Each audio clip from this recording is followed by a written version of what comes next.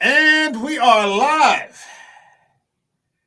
So, welcome to episode 124 of An American Werewolf in New Jersey. I am the American Werewolf. In the house tonight, we've got Eric from Hey Internet. Eric here. And before the show, we were talking about how we have not seen each other for about 3 weeks now. Yeah, Dark Knight. It's been a while. Since the Dark Knight, and Lord knows that was a fucking talk fest. Yeah, no shit. But then after the Dark Knight, to coin a phrase, shit happens. And we had a couple of more shows that Eric wasn't involved in. We had Godzilla, I think, King of the Monsters. And then we had with Sydney from Cinema Cities, we had Hell or High Water. And then I had Tony Atherton on from Peaky Blinders and The Crown. And then, unfortunately, what happened was, well, shit happens. And we had a few shows we had to cancel, like 3 in a row. So it happens. You just got to roll with it from time to time. Fortunately for this show, it's very infrequent. But, that's part of life, and you got to keep rolling. And, it's good. It's great, actually. It's fucking fantastic. To be back again. I was looking forward to this for several days coming up, and especially to talk about this movie, which is Red Dragon, the first in the series of books by Thomas Harris in his mythology or universe, as the term is coined nowadays for just about everything, because we have tons of franchises, and, some are better than others. And, this is a trilogy, and it's fantastic. And I'm happy to talk about it. So if you're ready, shall we get it going? Let's do it, baby. All right, man. Boogie woogie.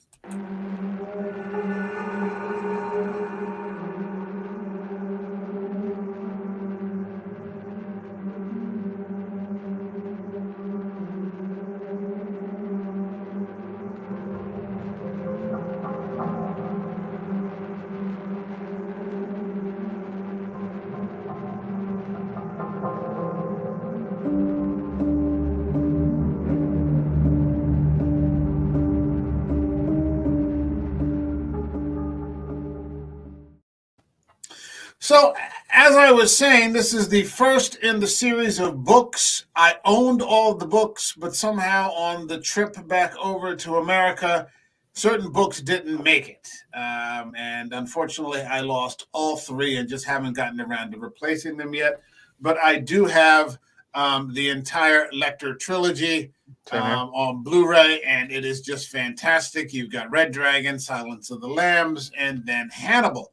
All of which are fantastic films.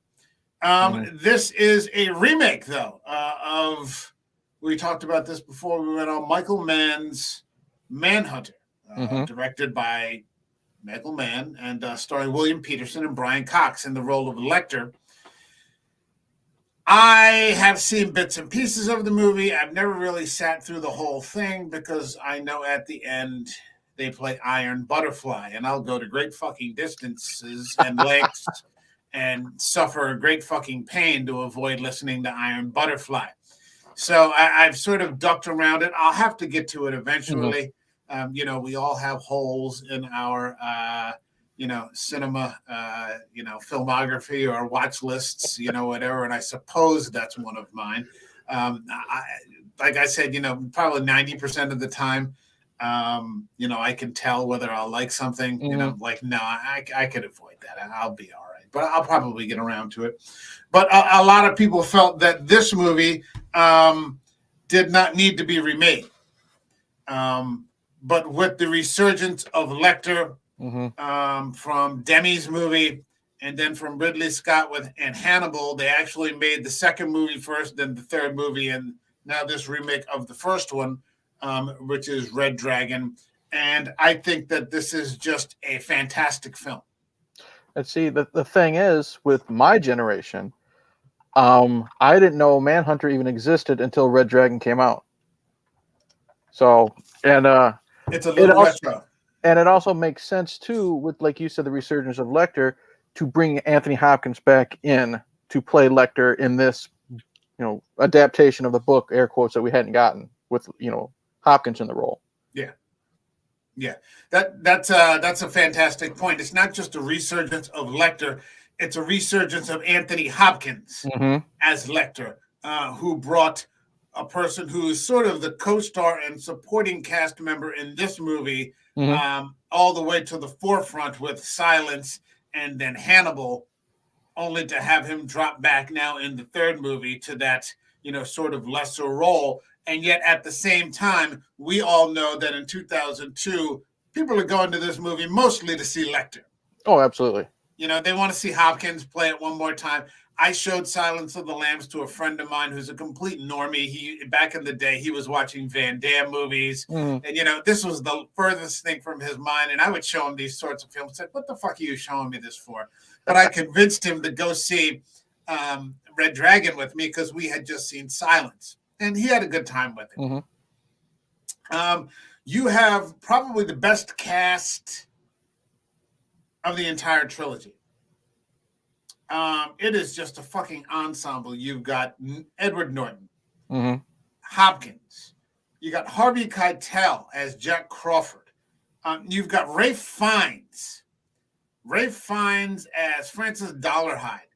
The Great Red Dragon, the Tooth Fairy. I want to have a whole separate conversation about Fiennes. Okay. You've got Emily Watson, who I just think is a fantastic actress. I've watched her in so many different films, like The Boxer and things like that with Daniel. Well, she's just going toe-to-toe with Daniel Day-Lewis and just holding her own. I just think she's great in this.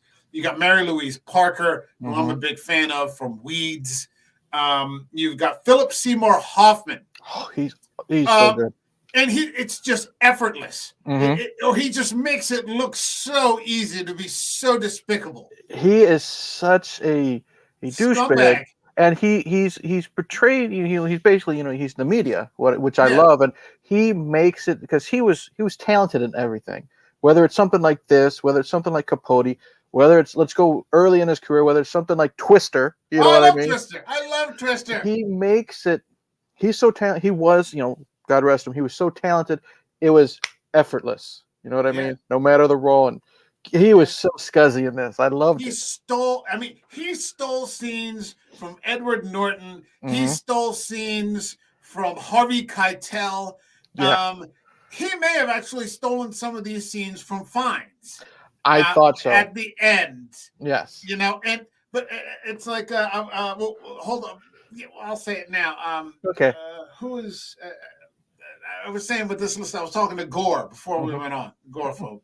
And we were talking about the ensemble, and he was saying he didn't think, that much of Norton's performance. I said, but if you look at the cast, to be at the bottom of that fucking list, right, is to say what you've been acted by Ralph Fiennes, by Philip Seymour Hoffman, by Harvey Keitel, all these different people.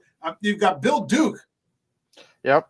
I love seeing Bill Duke in this. I just did a watch along of Commando, and I know how much you love Commando. You know how much I do Predator, but it's always cool to see him in bits and pieces. Like he's in, this was directed by Brett Ratner. He was in Brett Ratner's X-Men movie, the third one, for like 5 minutes.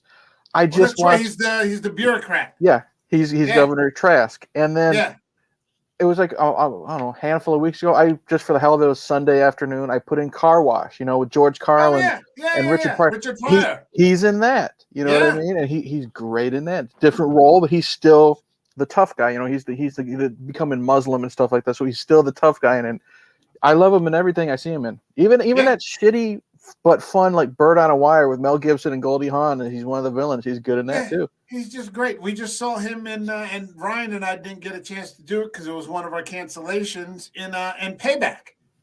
I haven't seen that in a long time. He's one of the corrupt cops who's blackmailing Mel Gibson. And they want Gibson to steal the money from the mob so they can take it. Okay. And he's just great. He's just great in it. He's always so damn smooth. That's what I say. He's always so smooth. Yeah. It's fantastic stuff, and I look forward. I think it's coming up in a couple of weeks, right before the release of Predator. or for Prey, for us to Mm-hmm. sit down and do Predator. You, me, Ryan, and I can't Marty. fucking wait. Yeah, Can't that's fucking going wait. to be great. And we should do a follow-up to Prey. We should do a review on Prey. If I can get a hold of it, definitely.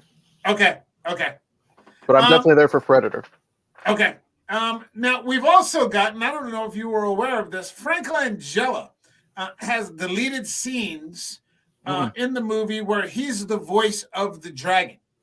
Oh, okay. So there were scenes where the dragon is speaking. You're sort of getting a look at the push and pull between the dragon and Dollarhide. Okay. Which I think would have been really cool. Mm-hmm. It was part of the book. Okay.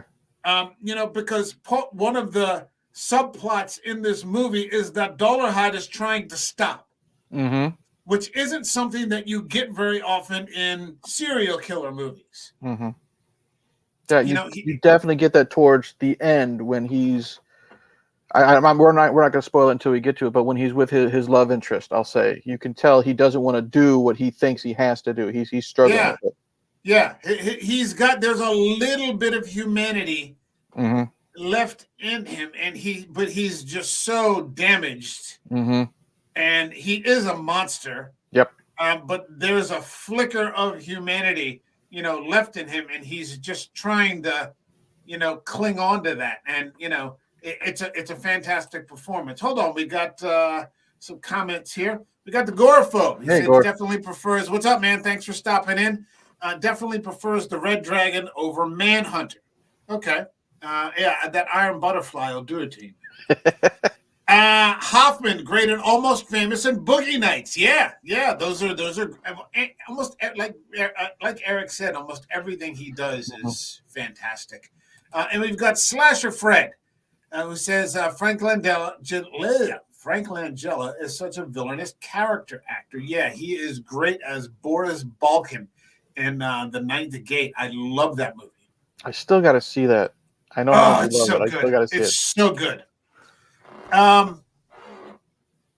What the hell? I mean, there are some Lecter scenes in the movie that are not in the book, but it's a really solid flick.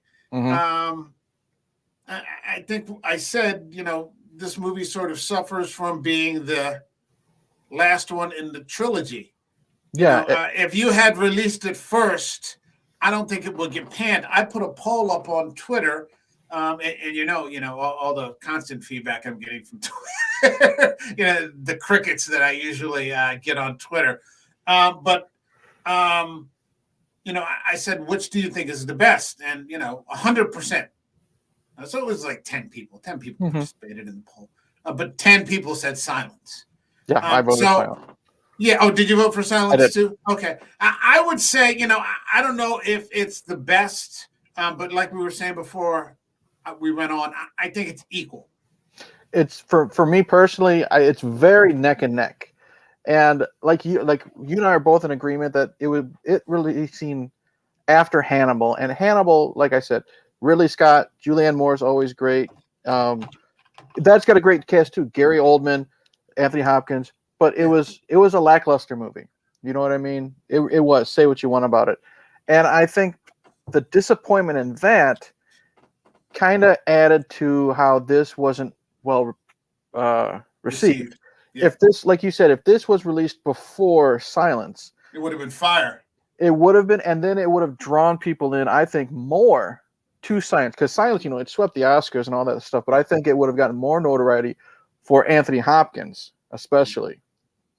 Yeah. And I just think a lot of people just now overlook Red Dragon because of what happened with Hannibal.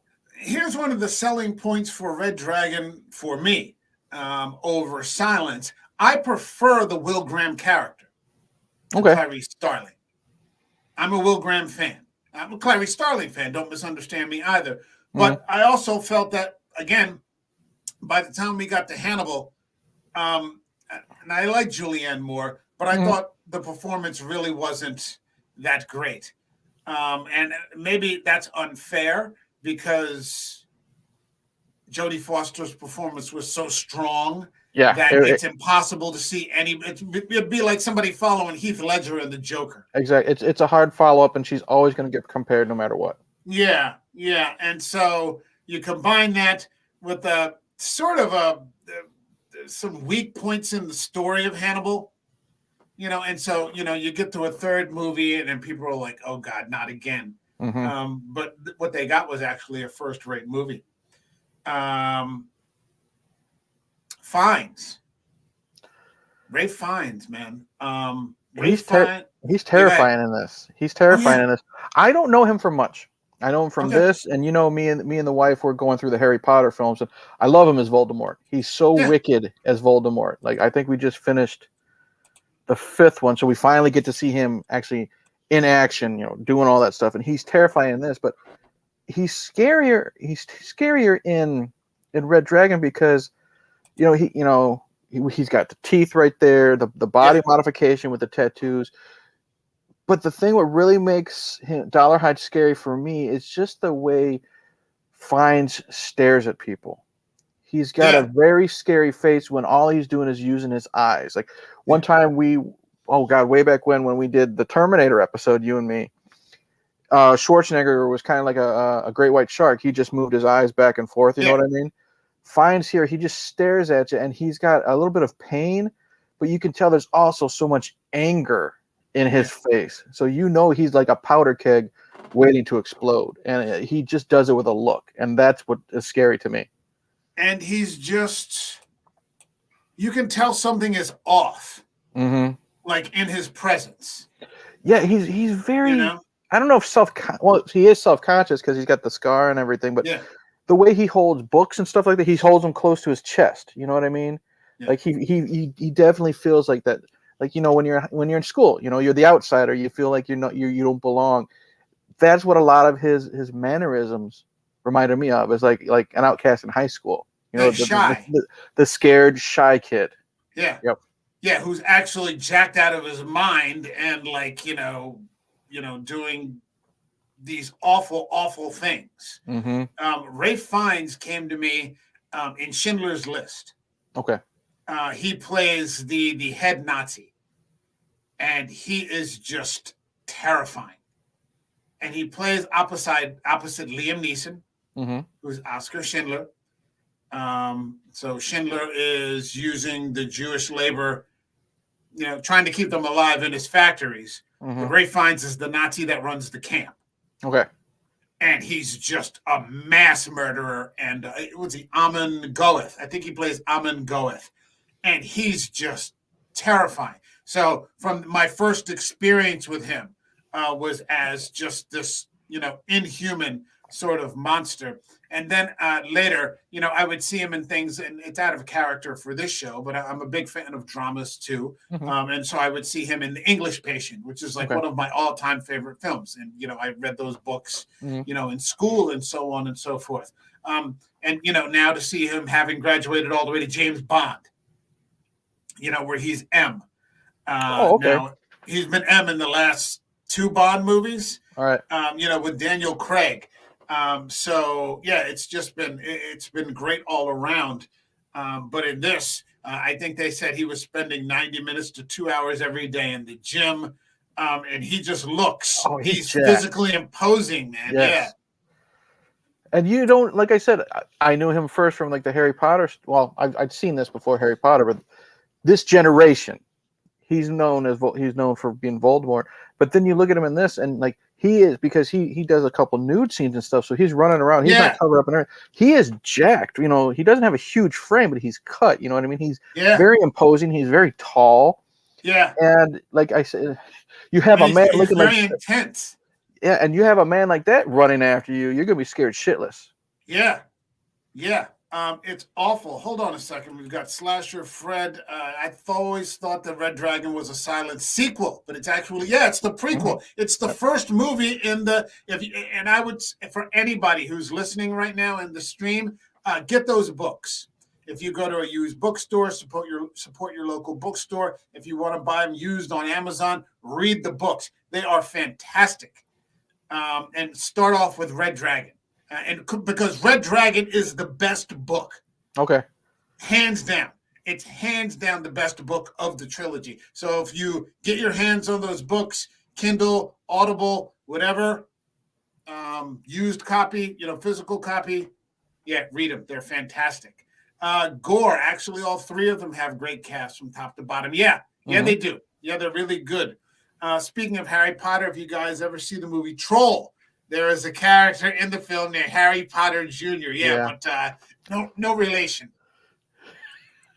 Finds just as sympathetic as he is terrifying in Absolutely. this. Yeah. Yep. And that's not easy to do. You didn't feel that way about Buffalo Bill. No. You didn't feel any sympathy at all for Ted Levine. And Ted Levine's a good actor. He's a really good character actor. And I've never seen Ted Levine try to do anything like that again. My wife is a huge fan. If you ever heard of that TV show Monk with Tony Shalhoub, yeah. he's Monk's boss, and she had watched tons and tons of episodes of Monk, and then I finally convinced her to watch Silence of the Lambs, and I told her, I said, you'll never guess who that guy is right there. When we finally get to know who Buffalo Bill is, and I told her, and it blew her mind. She couldn't believe that this creep in Silence of the Lamb is like the lovable boss in Monk, and I said, that's how good he is. Yeah, and then he'd go to supporting roles in like Michael Mann's Heat, where he's one of the cops in Pacino's team, who ends up getting killed. I think Val Kilmer kills him. It's the last thing you expect, and then all of a sudden he's just dead at the bank robbery. He gets killed. He's really good. He's got a handful of horror credits to him too. He's the father in the Hills Have Eyes remake, and if you've ever heard of the movie Joyride with Paul Walker and Steve Zahn, he's the voice of the truck driver because he's got that unique voice. Because you never see the truck driver; it's kind of like Duel, but he's got that creepy, uncomfortable sounding voice, and it's a perfect role for him. Yeah, it's got this weird tone. I bet he does a lot of audio work. Probably, he'd be great for that. Gore says more dimensional character than Buffalo Bill. Yeah, absolutely. I'm telling you now, guys. People in the stream, get those books. You could probably find them for $1 on Amazon or something like that. They're fantastic. Now, this story, I should mention this, was also done. The Red Dragon story was also done in the 3rd season of Hannibal. Okay. The entire second half of the 3rd season is the Red Dragon. And the Red Dragon is played by Richard Armitage, who was Thorin Oakenshield in The Hobbit. Oh, okay. So Oakenshield plays Francis Dollarhide, and he is horrifically fantastic. I mean, he's really good, not to mention the fact that instead of 2 hours, you've got 6. You get that build up. You've got 6 hours to flesh out that story. Yeah, it is fantastic. Season 3 is a combination of Hannibal, where Lecter is in Europe as the professor, posing as the Italian professor. And then the second half is the Red Dragon storyline. So again, that's, if you haven't seen it, that's another series that it's a must watch. Before we moved, what was it, like 2 houses ago, I was getting into Hannibal, and I was like halfway through the 1st season. I was loving it. I was absolutely loving it. The cast was great. The way Will Graham pieces the murders together, in his mind. Then we moved and we got rid of cable, so I fell far behind. But after rewatching this movie, I put both the trilogy of books and the complete series on Blu-ray in like my Amazon wish list because I want to read them and I want to see that show because I've heard nothing but great things about the show. That could have been, again, people already tired in 2003 saying, I don't want another Lecter movie, not understanding that it's actually the prequel. That could have easily also just been another turd. And, there's no shortage of criticism that I've thrown at reboots and, reimaginings. But it is just a diamond. It is perfect. It's operatic. It's beautiful horror. And I think it is a horror series. Nothing supernatural about it, but it is a horror series and one of the best ever made. Mads Mikkelsen's Hannibal Lecter is just fantastic. Fantastic. So this, on the other hand, has a little bit of humor in it, where we start off at the symphony. And you already know that Lecter is going to eat that flute player. Yep, the way he's staring at him. Yeah, well, he's playing those notes terribly. Uh-huh. He's doing it, and you can see Lecter squinting. And I remember my friend was with me, and he started laughing because he knew, he's the last person who's interested in these types of movies. Mm-hmm. But he automatically knows what's going to happen to this guy, And then they're at the dinner party, what is in this wonderful amuse-bouche? Oh, I love that. And he's like, if I told you, I'm afraid you wouldn't eat it.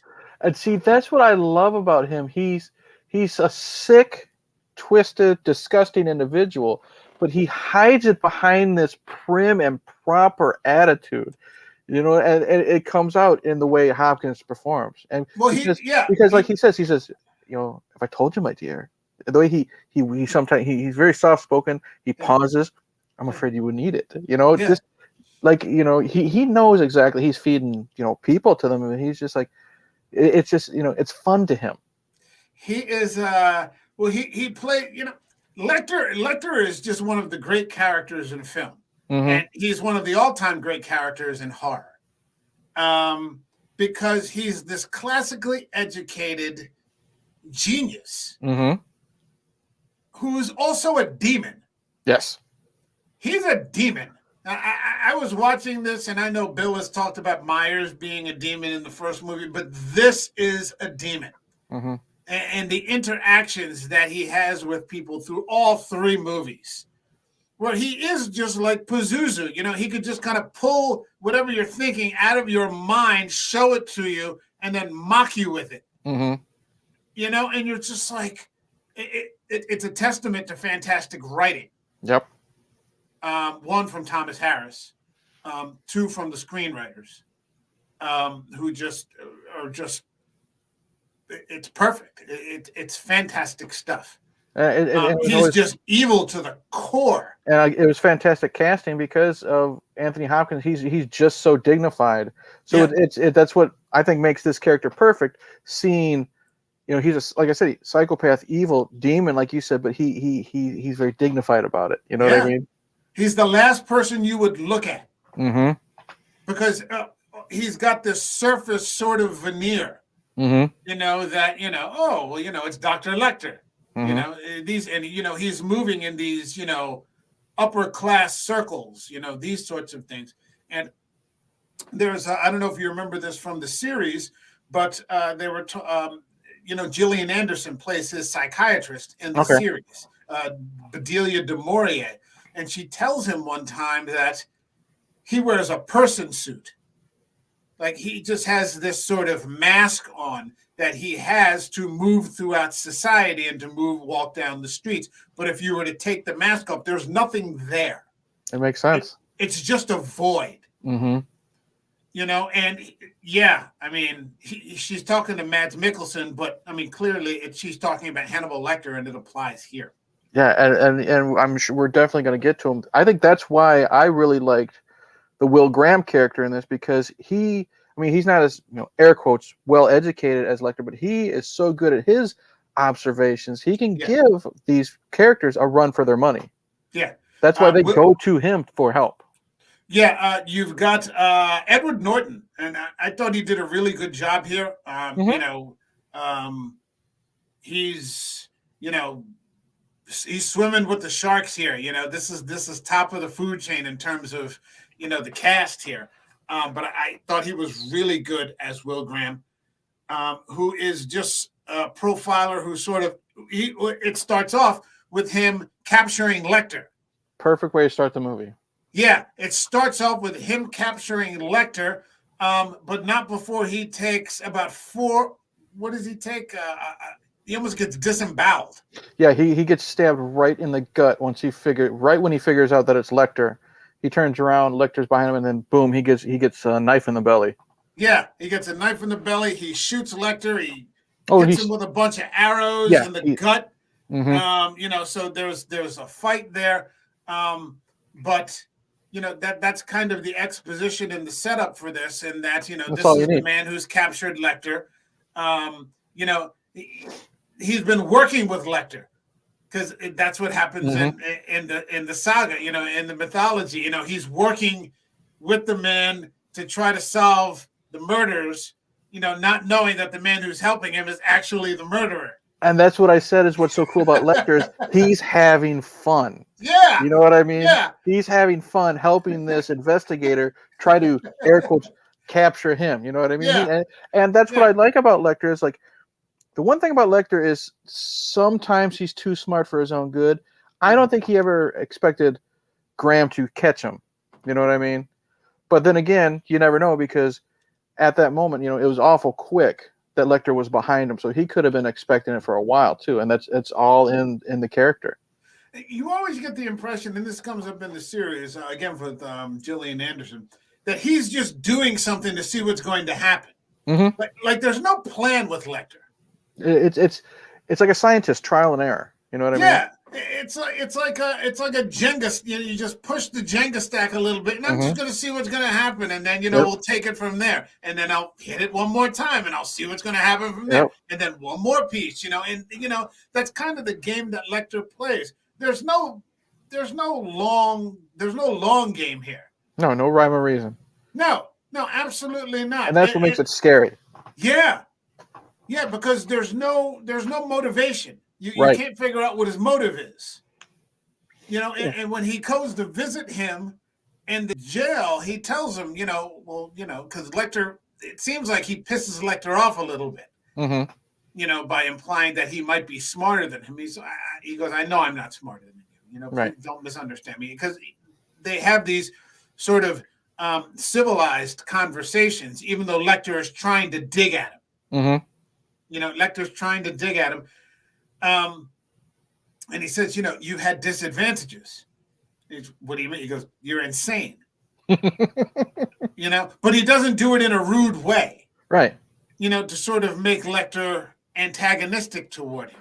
And I think that was kind of like a nod to Silence of the Lambs, because again, with Lecter, what was it? They were talking about how Buffalo Bill skins the women, and he says, "Oh, I didn't take any trophies."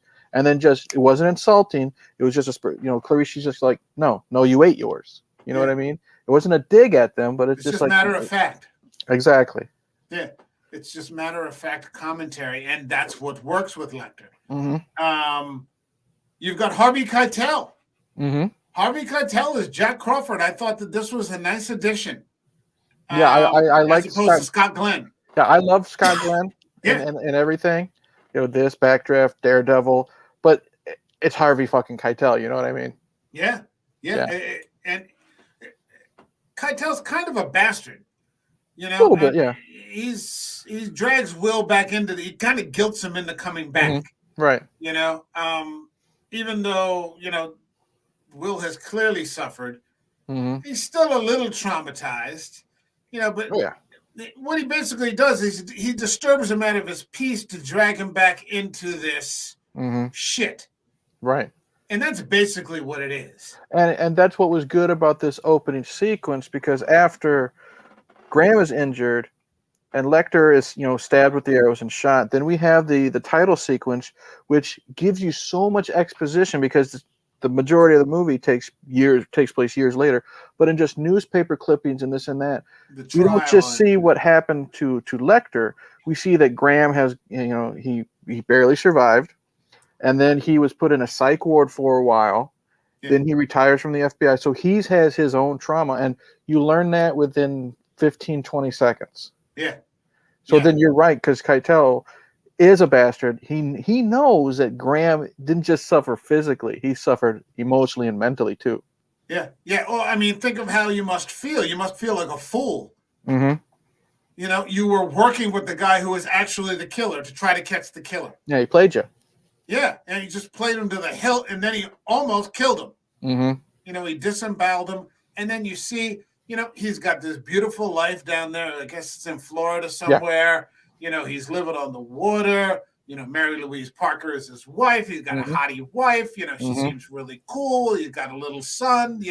He's got a family. He seems like he's at peace. And here comes Crawford. Yep. No, I need you for this, and guilting him to death. And it drags him back in because it's the responsible thing to do. Yep. But the great thing about getting dragged back into the killings, or for the purposes of the film, is that you never see the killings. Right. You just see the post-mortem scenes in the house, and they're crime just photos. Yeah. Well, no, I mean, he goes to the scene of the crime in the house. That's true. Yeah. And they're just awful. They're awful. There's the beds of the children are just full of blood, and there's just streaks of blood where like the father was trying to drag himself after being shot to protect his family, and you're seeing these little flashes of things here and there. It's just the after effects, and it's just implied, right? But it's done so effectively. There again, and I hold to this. There's less is more. And so by not seeing it and just with seeing the crime scene as like afterwards, it's more than enough. Yeah, it gets your brain working, and that's great, and that's why I said, we were saying this offline. This is a Brett Ratner film. Yeah. This is Rush Hour 1, 2, and 3. This is X-Men: The Last Stand. One of the X-Men movies that's looked down upon the most. And this is so good because I think with the good screenwriting, the good acting, it proves that he has the talent, and he shows it here. I can't remember who the screenwriter was, but it's the same screenwriter from Silence. Okay. Hannibal had a different screenwriter. And there's a difference in the tone of the film itself, even with Ridley Scott at the helm. I love Ridley Scott; he's one of my all-time favorite directors. But yeah, I felt that there was a flatness to it to some extent that is not here. This movie, I think one of the main problems, and this is just my opinion, in Hannibal, is there's a lot of moments where it's just kind of boring. You know what I mean? A lot of it's kind of filler. Silence is never boring. Red Dragon, in my opinion, from beginning to end, is never boring. Yeah, there's that whole thing in Hannibal where like Clarice is fighting the bureaucracy. Yeah. You're like, I don't give a fuck about this, Right. You didn't need it. You could have easily cut 20 to 30 minutes out of Hannibal. Yeah, you could have just had Hannibal, her still searching for Hannibal. And she finds him. He's been hiding out in Europe, and now he's, teaching classical Italian, literature, he's just kicking it over there. You could have had that. And, they had Ray Liotta in there, and I love Ray Liotta, but, his character was just, unnecessary. You could have cut him too. Yeah. It should have just been Julie. It should have been Clarice after Hannibal, and then you bring in Gary Oldman's character as like the monkey wrench type of thing in her plan. And I think that would have made the movie a lot better. You just cut out Liotta's character and cut out a lot of the bureaucracy crap. Yeah, they're trying to frame her, this, that, or the other. Also, when Will is speaking into the tape recorder, where he's sort of giving the narrative of the crime. Because if you just look, there's just blood everywhere. Yep. And you're like, what the hell? It looks like hell. But then he starts to speak, what happened sequentially, because I guess he's able to empathize or read crime scenes or, do this or that or whatever. And it's horrific. And the thing is, Norton has got a perfect narrator voice. You know what I mean? Yeah. That's one of the, even this and American History X are probably American History X is probably his most well-known performance. And the thing is, he does a lot of narrating in that movie too. And he's just got that voice where when he's speaking, even when he's not on screen, you just want to listen. And I think that's what helps with the crime scenes is him talking to himself, telling himself everything that possibly happened, did happen. And then what I like is when he finally gets, the light bulb, bing, he gets excited. You know what I mean? And again, that's just something he brought. Yeah. If you ever get a chance to see Kingdom of Heaven with Ridley Scott, get the director's cut. All right. The director's cut where he plays the Leper King. That's the one with Orlando Bloom, right? Yeah, and Liam Neeson, and a bunch of other people are Eva Green. Eva Green is in it, and a bunch of other people. But he plays the Leper King, and you don't even know it's him because he's forced to wear a mask. It's the 12th century, so he wears like this iron mask over his face, so the people can't see how disfigured he is. But again, it's almost like a sort of narration, because you don't know it's him, right? And he's so good. I think he's one of the more underrated people in Hollywood, and I haven't seen much of him lately. I think he's one of those. He's kind of like, this is not a knock on him in the new Top Gun movie, but he's kind of like Val Kilmer, the person, as their behind the scenes stuff, kind of shoots himself in the own foot. Yeah, I heard he's kind of a jerk. Right, he can be. He comes up with some great ideas. Like there was a scene, I don't know which interrogation it was he had with Lecter. I think Brett Ratner was saying he wanted Will Graham to seem intimidated, scared, worried, and Edward Norton was like, no, he wouldn't do that. So they compromised, and Edward Norton came up with the idea is like he's not going to show fear, but he's got huge sweat stains under his armpits, so he was terrified, but he wouldn't show it to Lecter. So he's got these ideas, in his head as an actor, like for his characters. He's a great performer. Yeah, he's I heard he's very difficult to work with. Yeah, he can be that way. Yeah, I mean, he's got a character that is well, he's not necessarily awkward. I mean, when he gives that briefing to the police, he responds. They respond very well to him. He speaks like a police officer. He's very well respected. Yeah, they're listening to him. It could have played the other way, where he's kind of like he's so far out there that the cops don't want to hear anything that he has to say, this sort of thing. But he relates very well. I think because he can empathize, so he kind of almost knows what you want to hear. And so that's a great pairing between he and Lecter. He doesn't feel like a suit.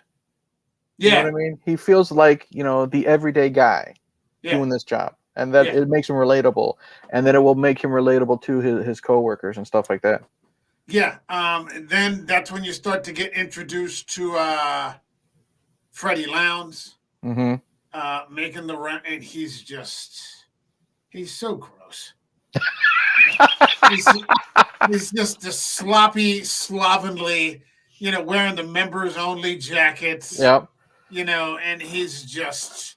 Yeah, he's just a mess. Philip Seymour Hoffman is so great. And the thing is, now this is just my opinion.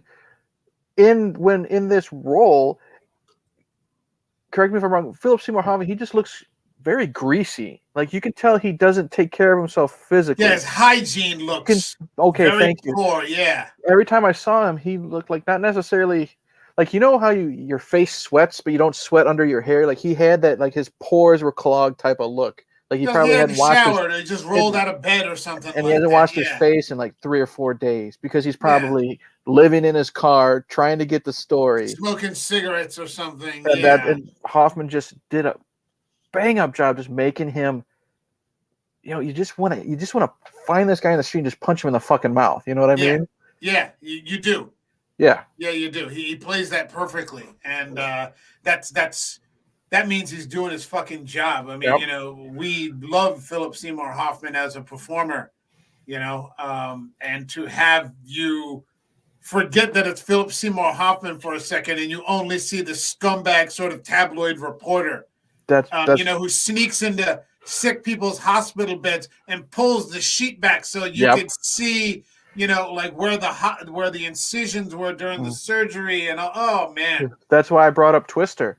Because you look at him as the scumbag in this, and in Twister, it's a fun movie, but he's the rock and roll loving, guy driving the RV, making the puns and the jokes, and creeping Jamie Gertz out. He's the fun character, air quotes, in Twister, and then like I said, he's just a piece of shit in this one. Yeah, and it's It's And then again, glorious to watch. and that adds to his piece of shit character is when you find out, because again, you saw that picture in the title sequence of Graham in the hospital bed, like you said, the blanket's down, and he's covered in bandages, and then you find out he's the asshole that took that picture, and Snuck that's into why the Graham fucking hates him. Yeah, yeah, and then they end up having to work with him, so to Yep. speak, to try to solve this case, because that brings us to Dollarhide, Mm-hmm. who again is just his opening introduction. His introduction into the film is just terrifying. Yep. You've got that grandma narrator. Oh. She's calling him a filthy little beast, and you could just tell that there's all kinds of sexual abuse, going on with this little boy. And then it pans, into this old house. It's just old and musty looking, and looks like daylight hasn't hit it in about 20. It looks like a haunted house. Yep.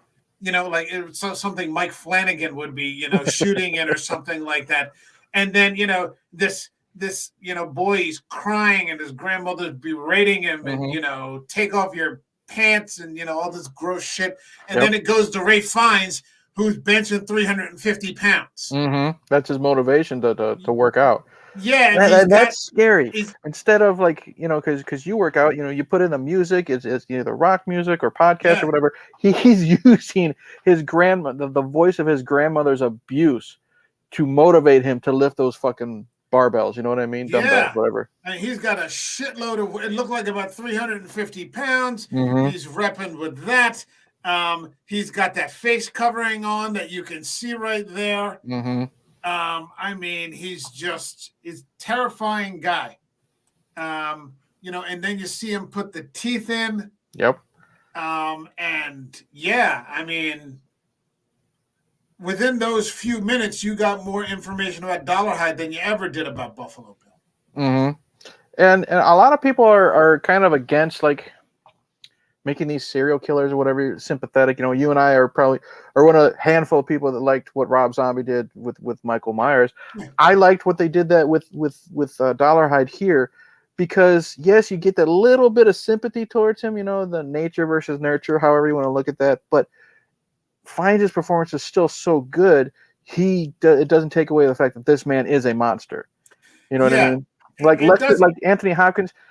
People like Lecter. He is a despicable monster himself, but he's got that charisma. Yeah. You know what I mean? That make people like him. You're not supposed to like Dollarhide because he is that evil. And I think that's what Fiennes does perfectly. You don't like this guy. No. And sympathy or not. You recognize, even though you're sympathetic towards him, that he's a mad dog and he needs to be put down. Yes. There's not that much. Like nowadays, and this was 20 years ago. So this is 20 years of Red Dragon. This has been out for 20 years now. This movie still holds up. But the thing of it is that today, the redemptive arc has become completely overused. Right. Where no matter who, what you've done, somehow you are able to redeem yourself. This doesn't do that. No. This sort of gives the backstory as how he became this thing, is actively struggling, to hold on to this last piece of light within him, which he sort of stumbles into through the Emily Watson character. But also, enough to know that, this guy isn't coming back. Yeah. And because it's not enough, and he's got to be put down. And that's the thing is, their chemistry, when we get to, him and Emily Watson, their chemistry is so good. Yeah, it starts off very awkward, but it's some people call it cheesy, but I think he's disfigured, she's blind, so she can't judge him on his looks and stuff like that. Yeah, I like that. A lot of people thought that was stupid. I liked it. I liked it going all the way back from the Fantastic Four, the Thing gets a blind girlfriend, stuff like that. It works. Yeah. Their Beauty chemistry is so good, but the thing is, it's not going to end well, no matter what. Yeah, and that's what makes her character much more likable and sympathetic, because you don't know what's going to happen to her. You don't know, is she going to live, is she going to die, but it's not going to end well. Yeah, the blind aspect of her character doesn't detract from the fact that she's a confident person. Yes. Was she blind in the book? Yeah, she's blind in the book. Right. She's blind in the book. She's blind in the remake. Okay. Did you watch True Blood? I've never seen it. No. Okay, the black girl. In this Reba in the series, Reba is black, but it doesn't make a difference. It doesn't take it. It's no retcon. But yeah, I mean, she's a strong, confident person. Mm-hmm. And I thought it was great how when she talks to him, she goes, "Let's get something out of the way." Mm-hmm. There's an elephant in the room here. Let's just get right at it. And you think she's going to talk about herself and the blind thing, but it's not. It's about trying to reassure him and his, what she feels. She goes, it's obvious from the way you speak. I could tell you've had some sort of, cleft repair. These sorts of things. It isn't about her. Exactly. It would have just been easy for her to go on about the blind thing, but it's not. She's fully adapted. But the one thing, you're right, her being blind is what gives him enough confidence, or I'm not sure what the term is, to allow it to move forward. I don't know if it's humanity might be the strong or the wrong word as well. But again, in this performance from Fiennes, you can tell, as fucked up as he is, he really cares about her. Yeah. The scene with the tiger. Yeah. This is a perfect scene when they're cuddling on the couch, and she's about to go down on him and stuff like that. What's he watching? He's watching the home movies of the victim. So it shows that out of all the disturbing things in this film, to me, I think that's more disturbing than anything because she doesn't know what he's watching, obviously. Yeah. And what's getting him excited so she can perform on him is he's watching that family. Yeah. The home movies of the families that he has murdered. And that, to me, is disturbing. And that is a great scene. Yeah. What is getting him off, or what's getting him hard so she can get him off, is his victims. Yeah. So it's that perfect mixture of her being so sweet and lovable, and then just what really goes on in his head. I can't think of another way to say it, although it's so fucking on the nose. It's a blind spot. And that's the only way I can think to say it. But this is the blind spot. The lack of visual. Because if she could see, I don't think he would ever have the nerve or the self-confidence or the anything to interact with her. No. I mean, if you notice, that's the only person that he interacts with throughout the whole movie. Other than just like hi and bye and stuff like that. And that's it. Hi, bye, and that's it. He's got to go. So, there's this one thing that just, allows it to be able to go forward. You're finding out that he's been communicating with Lecter via toilet paper notes. He knows Will Graham's name. He's very bright. Yes. Dolarhyde is extremely bright. He knows Graham's name, which must be horrifically, it must be extremely terrifying. What happened to my camera? It went out of focus. Okay, hold on. I'll come. There you go. Did I? Okay. That was your blind side. There you go. So, I mean, that must be terrifying for Graham. What did he say? If I hear from you, next time I might send you something wet. And you're just like, oh man, that's. And I remember that from the book. I mean, this is fantastic. Thomas Harris just has this ability to go to these tremendously dark places. He sends Dolarhyde. No, he doesn't go to the house right away, right? But he gives him Graham's address. Right. Right, because there's that phone call in the middle of the night that Harvey Keitel called him and let him know. Yeah. Because he already says everything's taken care of, don't be scared, and then Norton's just like, quit bullshitting me, what's going on? And then you find out that he knows your address. Well, yeah, because Lecter makes that phone call to the archives. Yep. And, I'll dance at your wedding if you just reach over and grab, he's so charming. He really is like the devil. Exactly. You know, he is. He's got a silver tongue, man. People always say there's that old saying that the devil is always a gentleman, but Mm-hmm. I always add to that until the mask slips. Yep. He tells you what you want to hear Yeah, until reality hits. yeah, and then all of a sudden, then he's in your head, Yep. and he's pulling your mind apart. Mm-hmm. These sorts of things. It's Hopkins didn't want to come back for a third movie. Really? Yeah, he didn't want to come back. He thought that it had been done to death. Mm-hmm. Because Hopkins isn't the type for franchises. Okay. Although later on he would come back for Thor.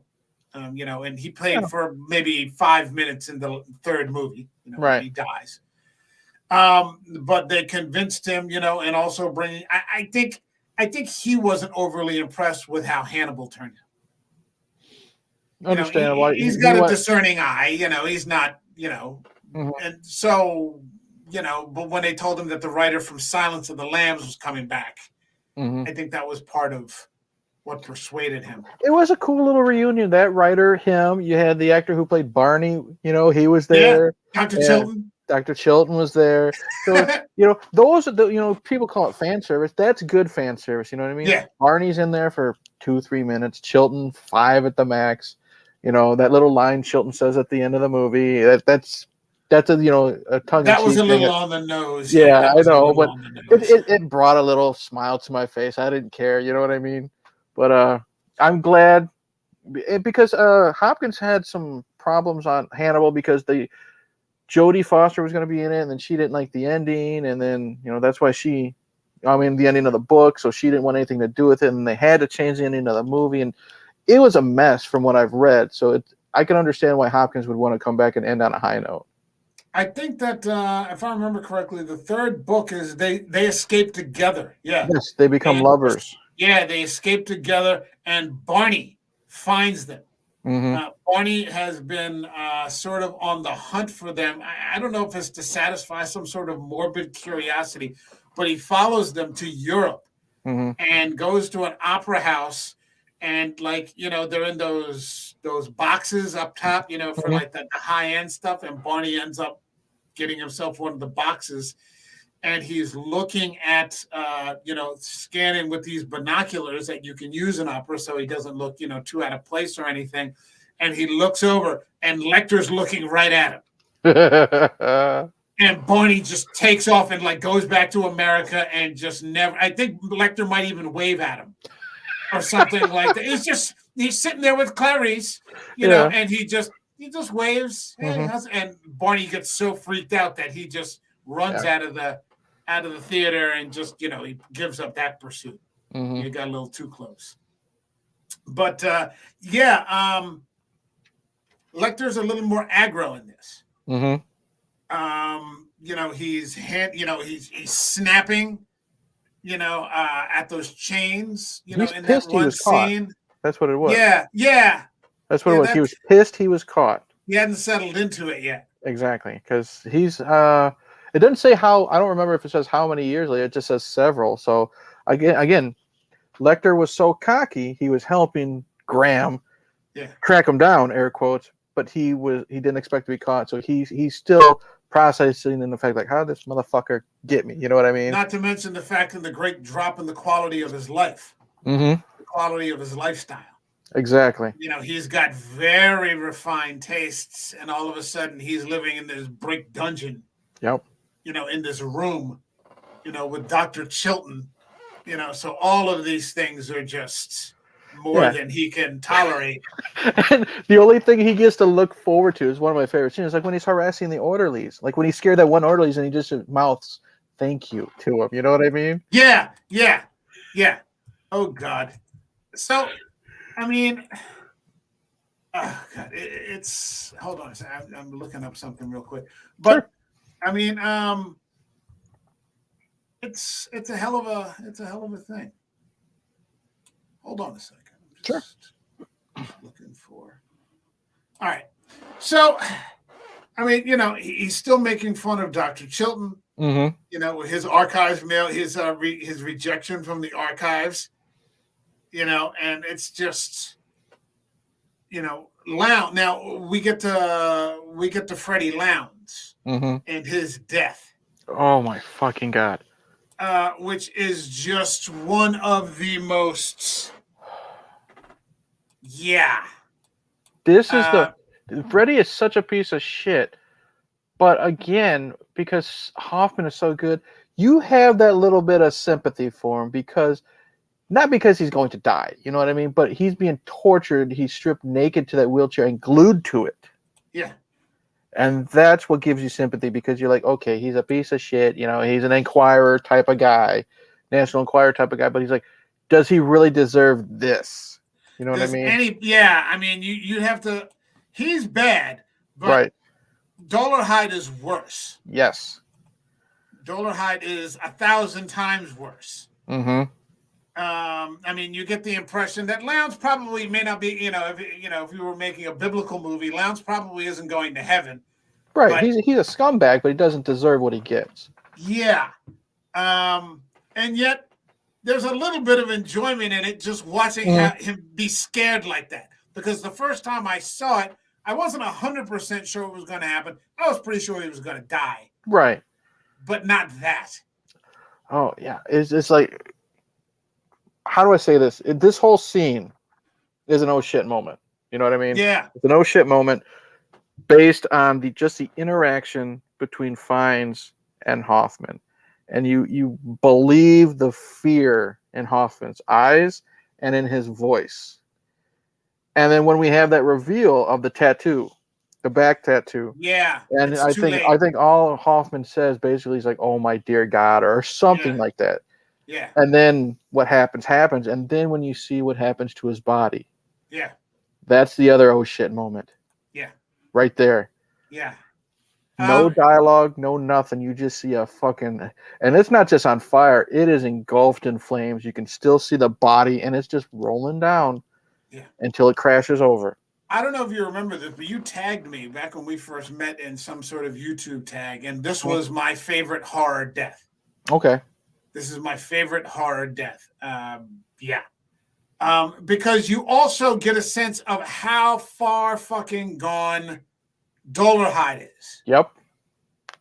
Once you see him stripped naked with that fucking William Blake tattoo, and all this other shit, and talking about and then he's showing them the slides of all the murders, and you're not seeing them.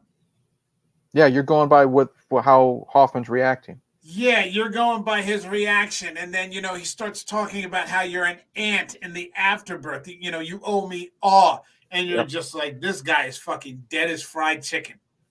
Like, he's going to die. He's going to die. And then, again, the audio, it's implied, through the audio tape, that they mailed to the FBI where you can hear him, being tortured. Yep. And you're just like, wow, this is really fucking good. Yeah, because Ratner cuts it off perfectly. He's watching the slides. You see, Ray Fiennes. He's naked in front of him, covered this huge dragon tattoo. He's transcending, however you want to look at it. And the last time we see Hoffman, before we see him torched and going down the road, is he gets bit on the face, and then that's it. We don't know what physically happens in between that bite and then when he's set on fire. We can just hear it and then picture it in our own mind. Yeah. Like what would this sick bastard do to him? You know what I mean? Anything is possible. If he's willing to cut out eyes and put mirror shards in them, what is he willing to do to this guy? Yeah. Hold on. We got the harsh truth in here. What's up, man?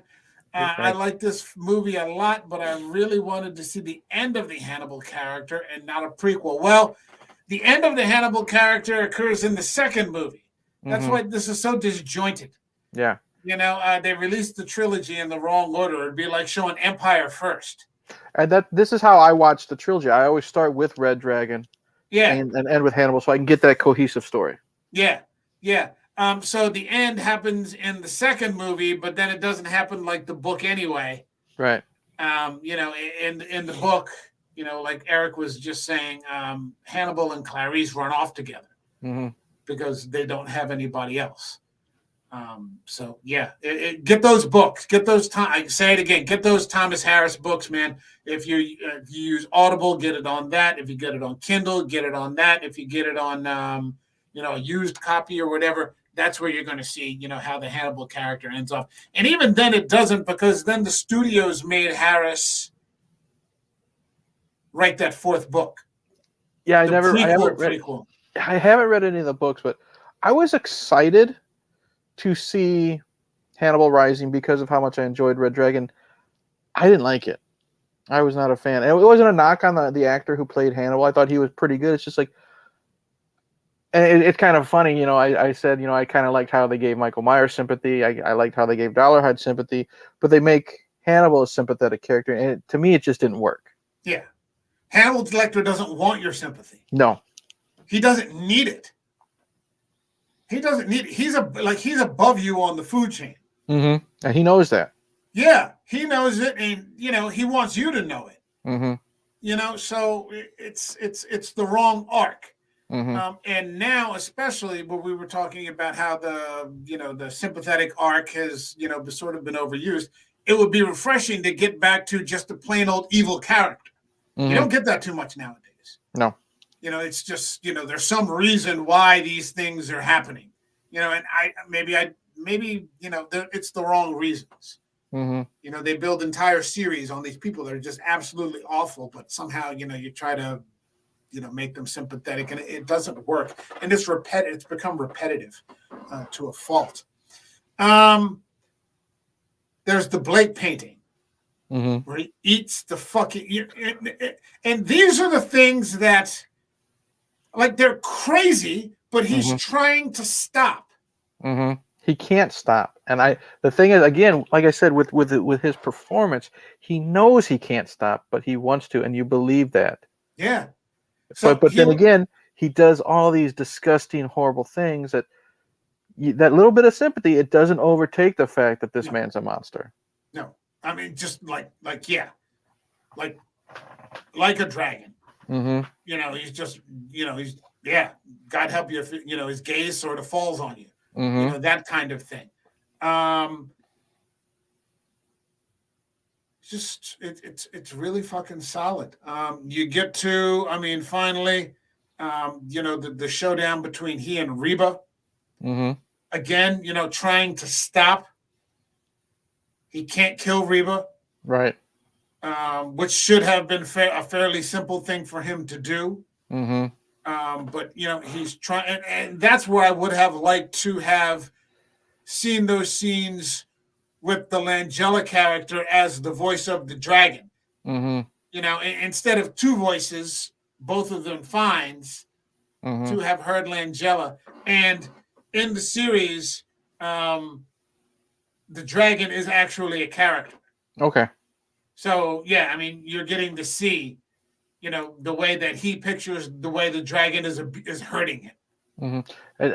And that's what was so great. Like I said, he saw her as the only person that saw the humanity, because, he's got this internal struggle, and she saw him for what he wanted to be seen as.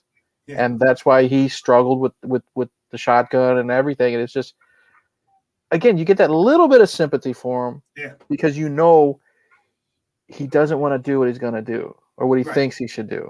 Right. And that's it's what makes Fiennes just so fucking good in this. Yeah. He's not this mindless monster. No, he's not. It's complex, mm-hmm. and they got the right guy to play it. You wouldn't think of, I again, from Schindler's List, you do think of him as terrifying. I wouldn't have pictured him as a serial killer. Right. Coming off like, The English Patient. And he's done lots of those other classical types of movies, along those lines. But every once in a while he'll step into something, and he just hits it out of the park. Mm-hmm. It's Frankie. I like the ending of the Hannibal book, but I feel we should see his end in a book or film. I personally like ambiguous endings. I think now at this point, if somebody were to try to do something like that, it would feel forced. Mm. And you could every once, maybe, Harris would, find something that knocked it out of the park. But it would be one of those things that would leave people split. I will say this, because that would have been kind of cool to see at the end of Hannibal, if the scene with Barney and he just kind of waves at him. Yeah, that would have been fun to see on screen. But it is also kind of cool how it's a mystery. Like, you know what? I think I would have preferred the Barney ending than the ending we got with him on the plane feeding the food to the kid, in my opinion. Wait, say this again? I think I would have preferred the ending you told me with Barney than the scene of Hannibal on the plane ride to go into God knows where, and he's feeding Ray Liotta's brains or whatever to the little kid. As gross as that was just to be gross. I think the little "Hi, I'm still here" wave to Barney would have been a lot cooler. Yeah, maybe I like you, maybe I'm going to eat you. Yeah, because that's the thing. He liked Barney because Barney treated him well. He respected Barney. He also wasn't going to be captured again. Exactly. So that threatened his position. So he would do something out of necessity if he had to. He's like, I know you're here. Yeah. So then Barney takes off and then. Okay, no problem. Yeah. You left? Okay, no problem. If you had stuck around, it might have been, because three's a crowd. Exactly, yep. So, that's a problem. In the series, there were there's rumors now that Mads Mikkelsen may be coming back for a fourth season. I keep hearing that. I keep hearing people throwing around that Amazon Prime or Netflix that they want to make that definitive final season because I think it got canceled like in the middle of a storyline. I don't know. It got canceled at the end, basically, of the Red Dragon storyline. Okay. But Hannibal is free. He hasn't been captured. Okay. It veers from the Harris canon. Okay. It veers from the Harris canon, and Hannibal is free. Now, the original idea for the fourth season was they were going to reboot The Silence of the Lambs. Okay. Which would have been interesting because they were just fire. That show just fires on all thrusters. It's just nonstop. I mean, I can't believe I'm saying this. You know me. I'm the last person who would be supporting this, but I would love to see what they had in mind. And the idea was they were going to bring in Ellen Page as Clarice Starling. Now that doesn't fucking work anymore because she's Elliot Page because we're living in a fucking dystopia. Well, that notwithstanding, I don't think Elliot or Ellen, however she would have been at that time, I don't think she would have been able to bring anything to the Clarice character. I was never a fan, but that's just me. I was a fan of Ellen Page. Okay. I think that would have worked. Okay, that's fine. Then I would have seen. But then now I'm hearing that they're saying that there wanted to be some, people there might be some sort of sexual relationship now between Will and Lecter. And I'm just like, what the fuck, man? So maybe now, like you ended on a good note. Sometimes every once in a while you'll get people who, something ends on a high note and they'll just stop. Because I don't want to see, there's a big difference between 2016 and today. And so to see it through the lens of these times, I'm not really sure. Right. You don't know what they would have done to the characters. Yeah, because the fourth season wasn't going to be about Will Graham. It was going to be Clarice. They were going to redo the Clarice Starling. They would introduce her character. But now, who knows what it will be. And maybe it's best to just let sleeping dogs lie. Because Ellen Page is now Elliot. And I don't want to see Hugh Dancy and Mads Mikkelsen getting it on together. Because that has nothing to do with anything. Right. But, not that anybody pays any attention to the source material anymore. Right. So there you go. There is the one scene, where Dolarhyde comes to the house. That final act is terrifying. That is so intense because you finally get to see what he wanted to do, what he might do when he takes Will's son hostage. Yeah. And this poor little boy, he's there, and it's a beautiful, night with the family. They got the fire pit going outside. Dad, can we go get s'mores? Sure, buddy. The kid goes in to get like the marshmallows and the chocolate and all that shit, and then Dollarhide's got the kid. He's got the knife to his throat. The poor kid pisses I don't even himself. think He's it's so a knife. It's a piece of that mirror. Oh, is that what it is? Okay. Yeah, it's like a huge, ugly piece of that fucking mirror, like You're right under right. his throat. Because when Graham was going through the house, he sees all the mirrors shattered, Yeah, punched. And the poor kid, he wets himself because he's just so terrified. yeah. And it's just an intense scene. And then when Graham, because he's so fucking smart, he knows about the abuse. He gets in Dollarhide's head and he repeats what Grandma said, so he can lose his cool. Yeah. I thought that must have been especially terrifying for Will. Mm-hmm. To see his son, just he's powerless. It's like the doomsday scenario. Mm-hmm. And this guy is just you're getting a look at what the Red Dragon actually is. Mm-hmm. And it's awful. And then Mary Louise Parker ends up having to shoot him. I'll tell you what, that was a fist pump moment, getting to see her do it. Yeah. You know what I mean? Yeah, she shot him in the face twice. Yep. Because there's that scene in the middle where after what they thought was going to be a home invasion, he has to teach her how to shoot. Mm-hmm. And you can see how upset he is. Right, that he has to do it. Yeah, that actually has to happen, that he's been drawn back into this when his wife told him, don't do this. Right. No, it'll be fine. This one won't even know my name, all these other things. And next thing he's at the house. Yeah. Yeah. Yeah. It's terrifying. Yeah. Yeah. The Red Dragon, terrifying character. Terrifying. Mm-hmm. And I think it's a serial killer movie that gets overlooked a lot. That's the perfect word, is overlooked. Yeah. Because people, they don't think of it. You know what I mean? Manhunter, it is good. You can pause it when Iron Butterfly plays, okay? But it's good. I'll give it that. It's good. I'm a huge fan of Tom Noonan. Tom Noonan plays Dollarhide. Yeah. He's always great. But I think Red Dragon is better. And again, it's overlooked because a lot of people just forget about it. They forget about it. They know about Manhunter. Silence is, pretty much universally loved. And, people were disappointed, the majority, with Hannibal. So I think they just forget about Red Dragon, which is sad because of how good this movie really is from beginning to end. Well, that's what this channel is for. We keep pumping up the movies that nobody else talks about. So, here's another one. That's just fantastic and deserves its day in the sun. Mm-hmm. Fantastic film. And it's great. It's what I love about this and what I love about Silence. They made him more of a main character in Hannibal. It's not a Hannibal Lecter movie. No. People think Silence is a Hannibal Lecter movie. I told you before we went live, 22 minutes in a 2-hour film in the first movie. That's amazing that he won Best Actor for that. Exactly. It's a supporting role. Mm-hmm.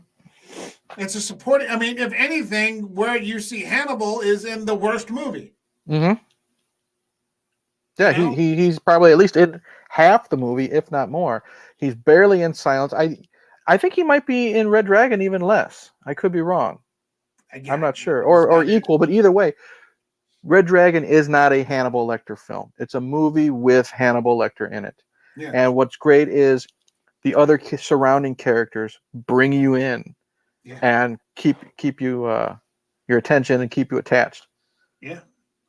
I mean, again, we've got Edward Norton, Anthony Hopkins, Harvey Keitel, Ralph Fiennes, Emily Watson, Mary Louise Parker, Philip Seymour Hoffman. You got Bill Duke. Mm-hmm. I mean, it doesn't get any better than that. It just doesn't. Fantastic film. Again, like I said, and I know I keep bringing it up, but he deserves credit. Brett Ratner can do more than just Rush Hour movies because this is a fucking fantastic film. Yeah, it is. It's good stuff. I think that's as good a place as any to bring it to a close. This is as good also a movie as any to be our first back in a few weeks. So I'm glad that we got a chance to cover this. Yeah, me too, man. It's a damn solid film, and maybe someone will be persuaded, one, either to watch it or two, get their hands on those books. Because I'm going to have to repurchase them myself, and I'll probably give them a read when I do. Okay, my thanks to Eric from Hey Internet, Eric here. I'll be back tomorrow. Sydney is coming back again from Cinema Cities podcast. And we're going to be looking at something a little different. We're going to be looking at Christian Bale and Wes Studi and Ben Foster in a fantastic Western called Hostiles, which is just another movie that absolutely no one talks about, and it is just unbelievable. It's unbelievably good. It's just breathtaking. I saw it once on a flight, and I was like, how did I miss this? And now it's an amazing piece of I've never seen it, but my love for Ben Foster, so it's going to go on the list. Please, as soon as humanly, again, and I say this, sometimes I'll mention movies to you, and hey, move this to the front of your queue. Okay, it's not a horror movie. It's like it's a Western. It's a Western, but it's pretty horrific. Hey, the last horrific Western you recommended to me was Bone Tomahawk, and that was a fucking great movie. So yeah, I was glad to be able to cover that one too and get Ben back on. All right, everybody, we'll be back tomorrow at 8:00. My thanks for Eric stopping in and hanging out again, and we'll be back at it again very soon. And have a good night, everybody. Cheers.